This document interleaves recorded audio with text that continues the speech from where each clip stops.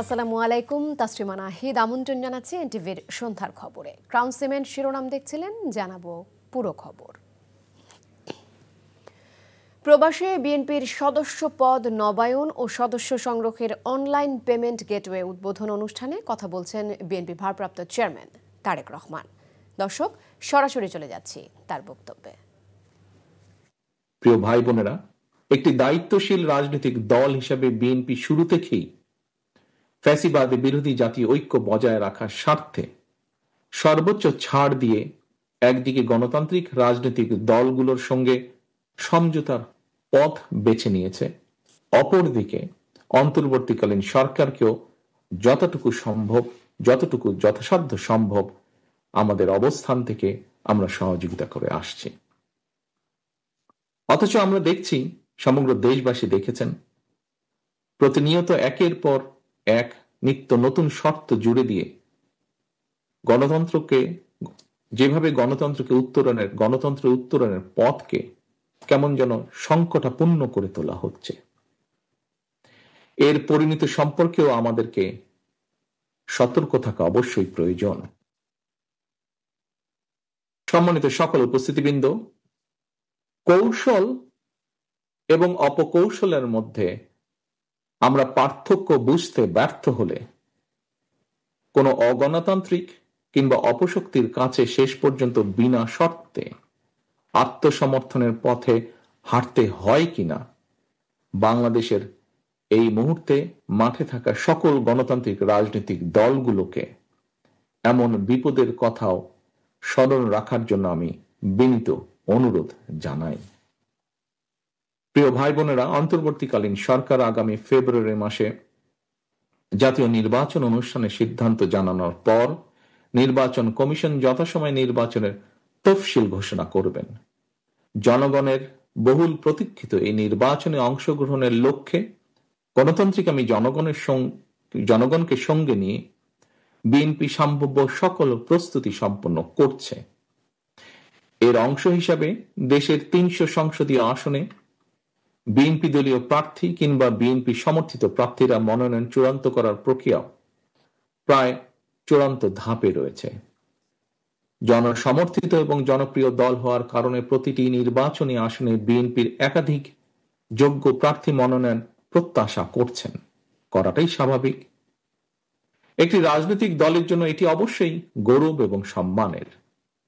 দেশের প্রতিটি সংসদীয় আসনে বিএনপির একাধিক যোগ্য এবং জনপ্রিয় প্রার্থী থাকা সত্ত্বেও প্রতিটি মানুষকে নিশ্চয়ই মনোনয়ন দেওয়া সম্ভব নয়। ভিন্ন রাজনৈতিক দলের যারা ফ্যাসিবাদ বিরোধী আন্দোলনে আমাদের সঙ্গে রাজপথের সঙ্গী ছিলেন, এমন প্রার্থীকেও বিএনপি সমর্থন দেওয়ার সিদ্ধান্ত নিয়েছে।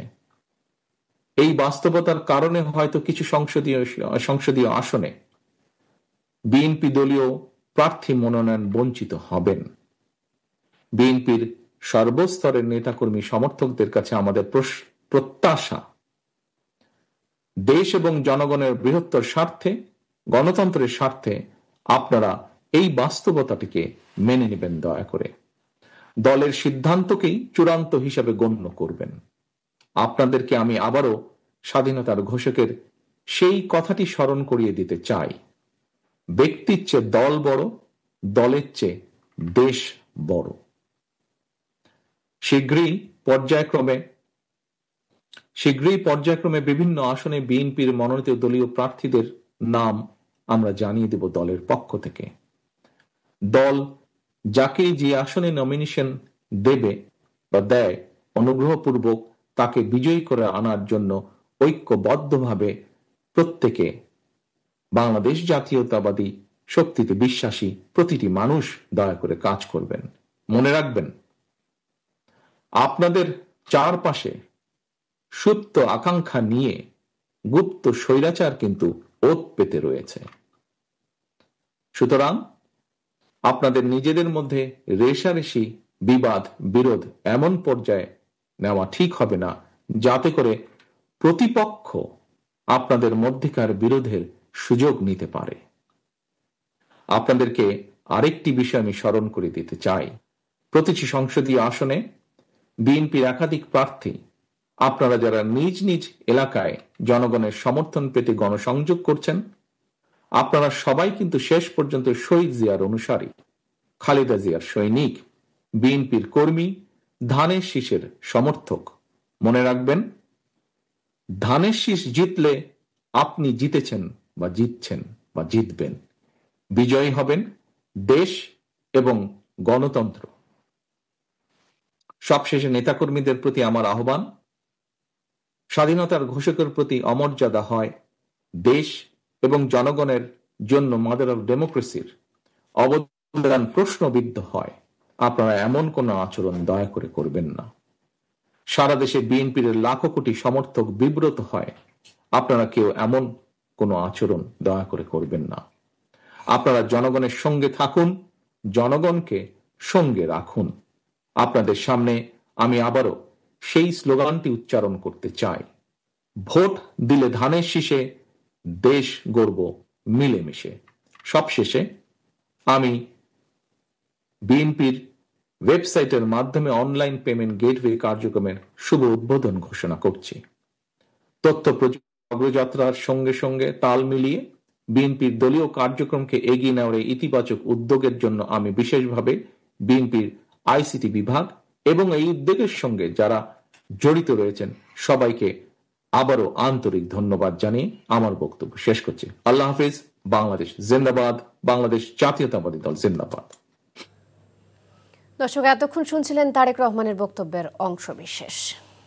জামায়াতের নায়েবে আমির ডক্টর সৈয়দ আব্দুল্লাহ মোহাম্মদ তাহির বলেছেন, বিএনপি ভেতরে ভেতরে স্বৈরাচার হবার চিন্তায় রয়েছে।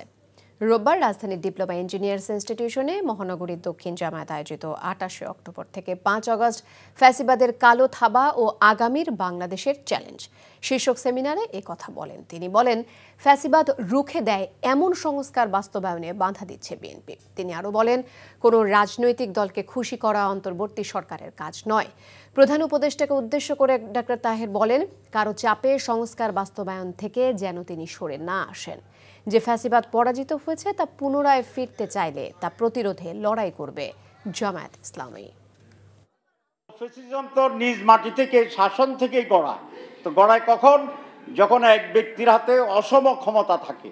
আমরা তো সেটাই চেঞ্জ করে দিয়েছি, এদেশের মানুষ তো সেটাই চাচ্ছে। তাহলে বিএনপি ভিতরে ভিতরে আবার ফ্যাসিস্ট হওয়ার একটা খায়েশ আছে মনে হচ্ছে, যেই কারণে ফ্যাসিজমের যে রাস্তা আমরা সংস্কারে বন্ধ করতে চাইছিলাম, এগুলো আমরা বন্ধ করতে দিচ্ছি না। অবশেষে শাপলা কলি নিজেদের প্রতীক হিসেবে মেলে নিল জাতীয় নাগরিক পার্টি এনসিপি। রাজধানীর নির্বাচন ভবনে দলটির মুখ্য সংগঠক নাসিরউদ্দিন পাটোয়ারির দ্রুত নিবন্ধন চূড়ান্ত করার আহ্বান জানান। নভেম্বরের মধ্যে সরকারকে জুলাই সনদ বাস্তবায়নের আহ্বান জানিয়েছেন জাতীয় নাগরিক পার্টি এনসিপির আহ্বায়ক নাহিদ ইসলাম।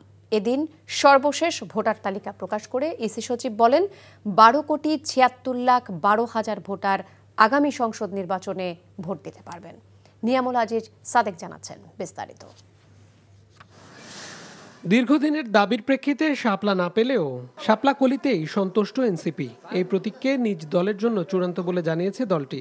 নির্বাচন কমিশনের সঙ্গে ঘণ্টাব্যাপী বৈঠকের পর দলের পক্ষ থেকে নিশ্চিত করা হয়। দলটির মুখ্য সংগঠক নাসিরউদ্দিন পাটোয়ারি বলেন, তৃণমূলে শাপলা কলিও জনপ্রিয়তা পেয়েছে, এই কারণে তারা এটি গ্রহণ করছেন। ইলেকশন কমিশনের যে স্বেচ্ছাচারী আচরণ, এটা পুরো বাংলাদেশের সামনে স্পষ্ট হয়েছে। আমরা ইনশাল্লাহ শাপলাকলি নিচ্ছি পুরো বাংলাদেশের। আমরা আহ্বান জানাচ্ছি জাতীয় নাগরিক পার্টি নেতাকর্মী এবং পুরো বাংলাদেশের মানুষকে যে আপনারা যেখানে 300 আসনে প্রার্থী হতে চান, আপনারা প্রার্থীতা নিজেদের ইলেকশনে প্রস্তুতি নিন। এর আগে সকালে ব্রিফিংয়ে নাহিদ বলেন, জুলাই সনদের আইনি ভিত্তি তৈরি হলে গণভোট আগে কিংবা পরে এটা কোনো ইস্যু নয়। একদল সংস্কার ভেস্তে দিচ্ছে, আরেক দল নির্বাচন পেছানোর চেষ্টা করছে বলে মন্তব্য করেন তিনি। কি কি সংস্কার হবে, কি কি প্রস্তাবনা থাকবে এবং সেটার আইনি ভিত্তিটা কিভাবে হবে, ডক্টর ইউনূস সেটা আদেশ জারি করবে কিনা, এগুলো হলো প্রধান ইস্যু, প্রধান তর্কের জায়গা।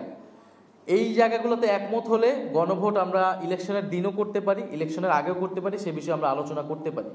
কিন্তু গণভোট আগে হবে না ইলেকশনের দিন হবে, এইটাতে হচ্ছে বিএনপি জামাত আবার একটা দ্বন্দ্বে চলে গিয়েছে এবং যেই দ্বন্দ্বটা অযথা অপ্রয়োজনীয় বলে আমরা মনে করছি।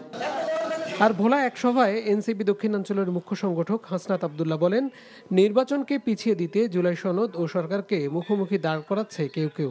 নির্বাচনকে তারাই পিছিয়ে দিতে চায় যারা এই সরকারের সাথে জুলাই সনদের একটা মুখোমুখি দাঁড় করিয়ে দিতে চায়।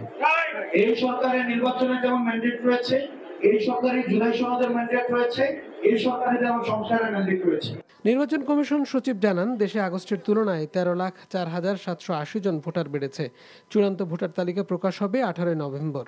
বাংলাদেশের ভোটারের সংখ্যা হচ্ছে 12,76,12,384।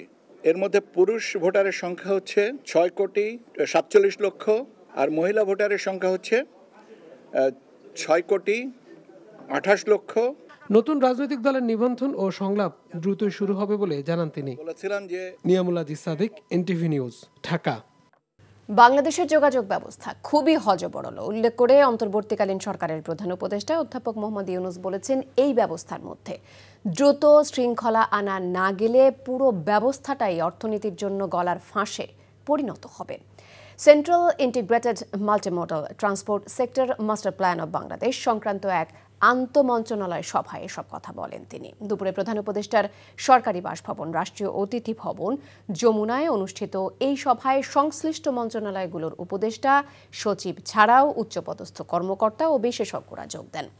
সভার শুরুতেই সড়ক ও জনপথ বিভাগের পক্ষ থেকে একটি প্রাথমিক কৌশলগত পরিকল্পনা উপস্থাপন করা হয়। দেশের রেলপথ, নৌপথ এবং সড়ক পথের যথাযথ ব্যবহার বাড়ানো গেলে এক্ষেত্রে ব্যাপক উন্নতি করা সম্ভব বলে জানানো হয় এই পরিকল্পনায়। প্রকৃতি, পরিবেশ ও নদীকে নেতিবাচক প্রভাব থেকে মুক্ত রেখে সড়ক, রেল, বিমান ও নৌপথের সম্মিলিত উন্নয়ন ত্বরান্বিত করার উপর গুরুত্ব আরোপ করেন প্রধান উপদেষ্টা। আগামীকালের মধ্যে ইবতেদায়ী মাদ্রাসার জাতীয়করণের প্রক্রিয়া শুরুর ব্যাপারে আশ্বাস দিয়েছে শিক্ষা মন্ত্রণালয়। দাবি আদায়ে টানা 21 দিন ধরে রাজধানীর প্রেস ক্লাবের সামনে অবস্থান করছেন স্বতন্ত্র ইবতেদায়ী মাদ্রাসার শিক্ষকরা। তারা জানিয়েছেন, আগামীকাল দুপুর 12টায় প্রেস ক্লাব থেকে বিক্ষোভ মিছিল বের করা হবে। সাদরিনা খন্দকারের রিপোর্ট। স্বতন্ত্র ইবতেদায়ী মাদ্রাসা জাতীয়করণের দাবিতে সকাল থেকেই প্রেস ক্লাবের সামনে অবস্থান নেন শিক্ষকরা। লং মার্চ টু যমুনা কর্মসূচি ঘোষণার পর পুলিশ প্রেস ক্লাবের সামনেই পদযাত্রা আটকে দেয়। বর্তমান সরকার আমাদেরকে কোনো কার্যক্রম চালায় না, তাই কারণে আমরা আবার এই প্রেস ক্লাবে আসতে বাধ্য হয়েছি। আমরা চাই না আমাদের কারো জনমুক্তি এবং জনগণের দুর্ভোগ সৃষ্টি হোক। দাবি না হওয়া পর্যন্ত আমরা এই অবস্থান কর্মসূচি থেকে এক বিন্দুও বিচ্যুত হব না। পরবর্তীতে 11 সদস্যের প্রতিনিধি দল সচিবালয়ে গিয়ে শিক্ষা মন্ত্রণালয়ের কর্মকর্তাদের সঙ্গে বৈঠক করেন। সোমবারের মধ্যে জাতীয়করণের প্রক্রিয়ার শুরুর আশ্বাস দেন শিক্ষা বিভাগের সচিব। বৈঠক শেষে দাবি না মানা পর্যন্ত প্রেস ক্লাবের সামনেই অবস্থান কর্মসূচি চলবে, এমনটাই জানান স্বতন্ত্র ইবতেদায়ী মাদ্রাসা শিক্ষক সমিতির চেয়ারম্যান। 5 দফা দাবির মধ্যে 1 নম্বর দাবি, ডাইরেক্টর মহোদয় ফাইল নোট করিয়ে প্রধান উপদেষ্টার টেবিলে রেখেছেন। ওখান থেকে আশ্বস্ত করেছেন ওনাকে যে আজকে সন্ধ্যার পরে অথবা আগামীকাল স্বাক্ষর হবে। আগামীকাল দুপুর 12 ঘটিকার মধ্যে এই আন্দোলনরত শিক্ষকদেরকে নিয়ে আমরা বিক্ষোভ কর্মসূচি আমরা পালন করব এবং লাগাতার অবস্থান ধর্মঘট থাকবে। ইবতেদায়ী শিক্ষা কার্যক্রম জাতীয়করণের দাবিতে 13 অক্টোবর অবস্থান কর্মসূচি শুরু করে শিক্ষকরা। সাদরিনা খন্দকার, এনটিভি নিউজ, ঢাকা। বিদ্যুৎ জ্বালানির দ্রুত সরবরাহ বৃদ্ধি আইনের মাধ্যমে আওয়ামী লীগ শাসনামলে সীমাহীন আর্থিক দুর্নীতি হয়েছে বলে জানিয়েছেন জ্বালানি উপদেষ্টা মোহাম্মদ ফাজুল কবির খান। সচিবালয়ে জ্বালানি চুক্তি পর্যালোচনায় গঠিত জাতীয় কমিটির সাথে বৈঠক শেষে তিনি কথা বলেন। জানান, 2010 সাল থেকে 24 সাল পর্যন্ত যেসব জ্বালানি চুক্তির মাধ্যমে বিদ্যুৎ ক্রয় হয়েছে তাতে অনিয়ম, অবৈধ কর্মকাণ্ড এবং দুর্নীতির প্রমাণ পেয়েছে জাতীয় কমিশন। তবে প্রাথমিকভাবে আদানির সাথে বিদ্যুৎ চুক্তিতে দুর্নীতির প্রমাণ পেলেও আন্তর্জাতিক আদালতে তা প্রমাণের জন্য আরও সময় লাগবে বলে জানান তিনি। হুটহাট এমন চুক্তি বাতিলে দেশকে বিপুল আর্থিক জরিমানা দিতে হবে জানিয়ে উপদেষ্টা বলেন, ভবিষ্যতে যাতে এমন অসম এবং অবৈধ চুক্তি না হয় সেই ব্যবস্থা গ্রহণ করা হবে।